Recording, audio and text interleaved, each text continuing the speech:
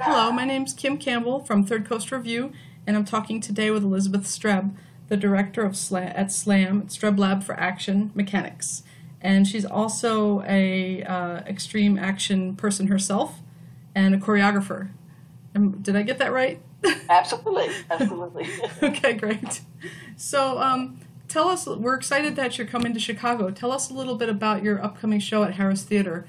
It's called C, and what does that stand for? Well, that stands for, this is a show, an egalitarian show, but totally jam-packed with all of the phenomenal physicality of the dancers of Streb, the hardware we use, the force, even more, first and foremost, the force our bodies are able to withstand so that you and the audience can feel the moves we're doing. You're kind of like a massive wind blowing sideways, it catches you. And the rhythm of what we do. So C can stand for, Streb Extreme Action. It can stand for singular extreme actions or singular essentialist actions or something else altogether. And you basically can use the acronym for whatever, but it's a metaphor for everything. We don't really want to be. The notion of this show is it is a show that has, all the pots and pans and sink and everything of everything that we have been working with and on, all jam-packed into one amazing hour. And so we like to, every time our DJ introduces us to an audience, which will happen next week in Chicago at the Harris, yes, he almost makes up a different acronym. This is all to do with what does C mean? Yeah. And anything you want it to mean, basically. Is there any theme tied in with the ocean, or is that just a happy coincidence? I guess it's a happy coincidence, and now that you mention it, I would like to add water into the show. That would be cool. It's anathema to theaters, and water is pernicious, and so maybe the future will bring some water. Okay, and I should mention that you're at your lab right now, which is why we hear some noises in the background. Can you hear my dancers? Yes, I can. I can hear them. So you're a choreographer, but your work kind of stands apart from a lot of modern dance. And I just wondered what your top, maybe say 4 or 5 influences are as a choreographer. Yeah, I mean, Kim, I think that my influences come all the way from pedestrian moves I've witnessed as a human wandering around the earth, just slapstick when I was growing up. I was born in 1950, so I'm 66, and I watched The Three Stooges, I watched Buster Keaton, I watched, wild people like Evel Knievel. I'm very, very influenced by Busby Berkeley, and very influenced by these moves that these people, some unnamed, were willing to do to themselves. So I feel, in a way, circus was the only show I saw as I was growing up in a very, very blue-collar family. So modern dance I didn't even see till I was 19, and I didn't really start training as a dancer till I was 17. So my influences come from my love of hardware and my love of extreme action. Wow. That's a lot of good stuff. Yeah. So I've got a couple different ways to ask you this question, and so if it doesn't make sense, I could try another way. But I guess my thoughts are when I see your work, and I've only seen it online so far, so I'm looking forward to seeing it in person. But when I see your work, it reminds me of something about childhood that I kind of lost or forgot. And I wonder if that's your intention, or if that's just does each person experience it differently? Well, I think that I, as an artist, try not to have intentions, especially towards what I think the audience is going to get out of my work. I abdicate that territory because it's really none of my business. I'm at the base of my set of questions that I ask is an inquiry that is very formal. And I try and isolate the principles of action and force and body and space and time to ask a salient question so that what we come up with will be surprising and undesignated. And then I feel my belief in the effect of extreme action on an audience is it's an experience for you. I'm not telling a story. I don't believe action can mimic narrative. It's a causal set of behaviors that are happening in terms of space and time and force. Mm-hmm. And so it's not linear. And so it would be like if you had a Shakespeare play, but everybody said, you had 5,000 people and they all said one of the words at the same time.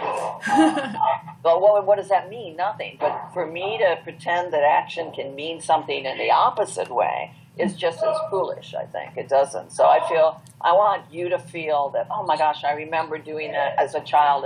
It's a sensorial, sort of kinesthetic experience that you have. Like I want to make the audience cry the way a singer can make them cry when they hit a perfect high C. And why? What's that neurological set of things that occur? Yeah. Why? So we're searching for the iambic pentameter of action, and we're searching for what is that juxtaposition of time, space, body, force that will make people recognize something true about life and their physical being in life, their experience.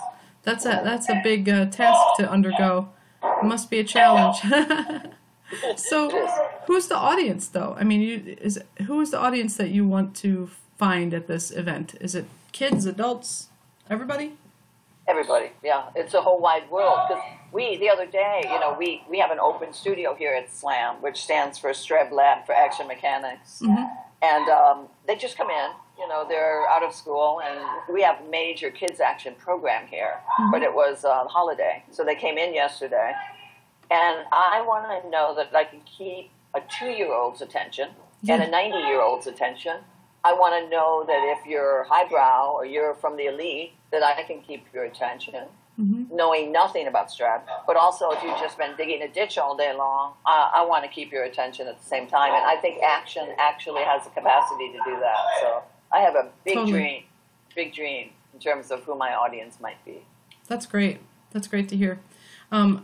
Just as an aside, I might come visit in March because I'll be in New York, so I hope to come see your lab in person. Fantastic. Yes, please do, Kim. You're always welcome. We'll be here. Okay, I bet you will. Like, like circus, I think Streb seems to have a complicated relationship with like risk and virtuosity. What distinguishes your work from contemporary circus? That's a beautiful question. I've thought about it so long and hard, and we actually have a flying trapeze here. Yeah. And a lot of circus people practice here, and I've always wanted to work shoulder to shoulder, but not together with them. Mm-hmm. And I think that the difference is that we land, and the circus never lands. There's a mimicry of pretending that gravity has no effect on the body, and therefore you can fly. And our attachment, I mean, I'm just trying to think what the essence of this difference is. Our approach to flying is that we will fly, and I believe the whole idea with Streb is humans can fly. We just haven't tried hard enough, and we don't have the right plane or hardware. The way the Wright brothers were trying to figure out, well, I need some hardware to fly. Right. Just like orchestras need some instruments to make their events more complex and more deeper. So we use hardware, and we land. And the circus uses hardware, and they never land. You mean they land? We take impact. Ah, that's what. Okay, that's the distinction. I get it. Okay. Yeah, that's interesting. Okay. So, but you don't truly believe that someday you're not going to land. It's just the metaphysical process of, or do you? I definitely try to cut assumptions or presumptions out of my experiments. Mm-hmm. And I think that if you could fall slower or fly up, that's possible. And if I could split my seconds a little more cleverly, or the ground disappears under us, so that ground rush goes in the opposite direction, or I can even make it seem so. Yeah. Aren't you going to land? Aren't you going to land? And how do you also manufacture force in a theatrical, limited space type of situation so that that force can keep you lifted up into the air longer, even laterally, harder, faster, sooner? We don't make assumptions about the effect of gravity, really. Okay, that's exciting. You call your performers action mechanics. Is that something we should all aspire to, or that we all are? I think, well, I call them action engineers. Oh, action engineers. But they're also employing action mechanics Okay. while they do this, and they are the innovators of the how of it. So if I say I'm going to design a piece of equipment with my technical director, Matt McAdon, and many other hardware junkies, and I'm going to hope that it prescribes a new place, time, force field, etc., directionality, issues of directionality spatially, and that we've never entered into. Once you enter into them, they are foreign, they're unprecedented, we are unfamiliar and confused about where we are and what's happening to our bodies. And they, the dancers, invent really largely the vocabulary, because I've decided my job as a choreographer is much more where am I going to be and how am I going to contend with that. So not the what so much anymore. Okay. So they have a huge job in this, and it is their bodies and their minds that can analyze this accurately and perform these moves.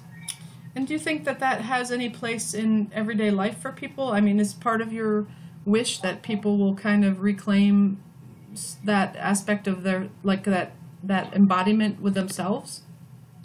I mean, again, you know, because I think that definitely happens, Kim. I try not to, I don't make grandiose statements like that so much. I have noticed, though, that people's self-esteem just skyrockets here from little bitsy people. We start at about 1.5, or we even have Baby and Me classes all the way up to the Teen Action Club and the Tween Action Club.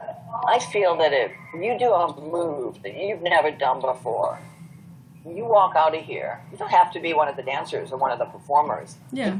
You know, you did this. Yeah. And it's not that you're going to go on to become a professional action hero, but you are a human being, and action can infect the human with one of the most unbelievable sets of belief systems that, you know, you basically walk down the street and you go, I did this move, I fell the other day, you know, and because it's fast twitch muscle training, I think you're safer on the street. I've heard people after a class with Streb can pop up, you know, in the void getting hit by a car because they run over the hood. Okay, wow.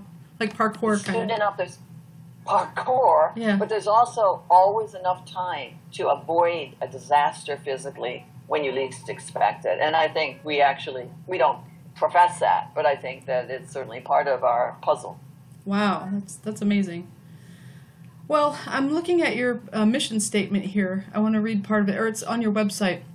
It says, Streb is dedicated to bringing the audience and community into the artistic process by breaking down barriers to participation and access with new approaches to creation, education, and presentation. Can you explain a couple ways you break down those barriers? Sure. I mean, let's talk about the show itself, since that's what most people will be witnessing in Chicago. Sure. First, we try and put the house lights up a little bit, and I have a DJ that asks everybody to take out their cell phones and tweet and Twitter and go on YouTube and do what you want to do, talk, awesome. Go ahead, whatever you want to do when we're doing this show. I don't think we'll have a camera, and we don't have video in Chicago, but when we do, we have people manipulating the cameras on stage, live time, right at the audience. They can see themselves up on the screens. And we usually use a DJ locally if the presenter wants it, or I always travel with a DJ. So the music is music that people can sing along to and they recognize, and it's always different for the dancers. And often when the action's happening, there's no music. We've just mic'd all the sets, so the audience feels the ferocity of their moves. And I do think it's a full-on participatory show. Yeah. So people will come there. I don't come down and ask you to get up on stage. Nothing like that. But you are going to feel as if you are up on that stage. Yeah, that's great. That does break down that wall that exists between the performer and in the audience, I think. I think in a formal sense it does, Kim, but just here at SLAM, it's a public space, and we've been practicing that here for 13 years, so people can come here, walk in from all over the world and just watch us rehearse or watch other people take classes, have their lunch.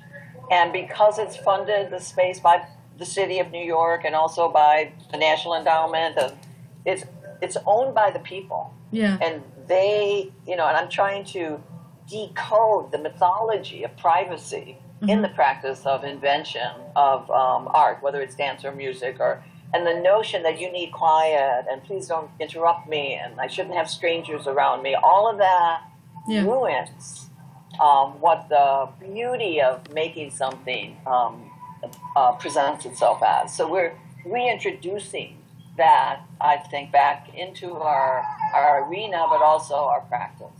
Yeah, that makes sense. It's like a people's art kind of thing, and it also makes it much more accessible. Speaking of decoding, you mentioned that. I was wondering if, in your book I was reading, you talk a lot about pop action, and I'm not quite sure I understand what it is. Is it a terminology that you use to describe a system of movement, or is it one specific movement? No, it's exactly the former. It describes what the technique of Streb is, pop action. It's formally about, asking the question many years ago, how does the body move through space? And in normal dance, it's a transfer system, skeletally led.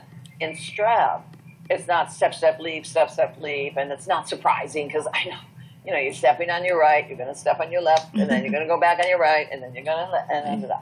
But we try and explode the muscles and then drag the skeleton along, maybe not as far as you can laterally, when you're doing that type of locomotion step. And that the base of your support in a locomotor form, meaning stepping on the bottoms of your feet, and always having that base of support, meaning you're always in vertical space. So you're not changing your base of support. You're not changing where you are in space. And we land on our backs, land on our sides, land on our shins, land on our stomachs.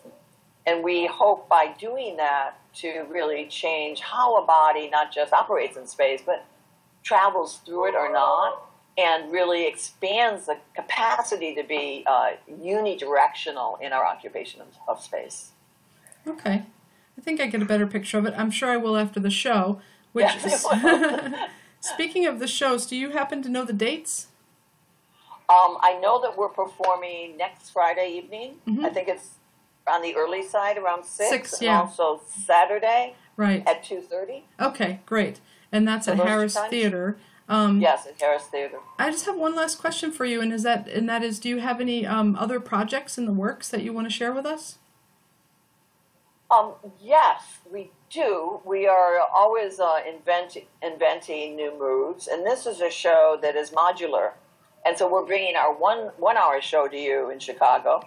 But it's also, was at the Kennedy Center in November, and it's an hour and a half if you have an intermission, on a proscenium, or I know that Harris is a proscenium, but we're just embarking on a collaboration with a theatrical director, Anne Bogart, and working with the playwright Chuck Mee. Now, I have never done this before. Anne has. I have enormous respect for her. And so that is going to be a whole nother project that will begin soon and will be probably premiered in the fall of 2018. Great. That sounds wonderful and exciting. It'll be interesting to see how you put those two things together. Thank you. Yeah. Yes, I think so too. Who knows, right? Don't know. Who does know? I can't wait to see it. Well, thanks again for speaking with me today. And you're welcome, looking forward to your show. Okay, come up and say hi to us. We'll be standing around. See you then. Bye. Okay, bye-bye.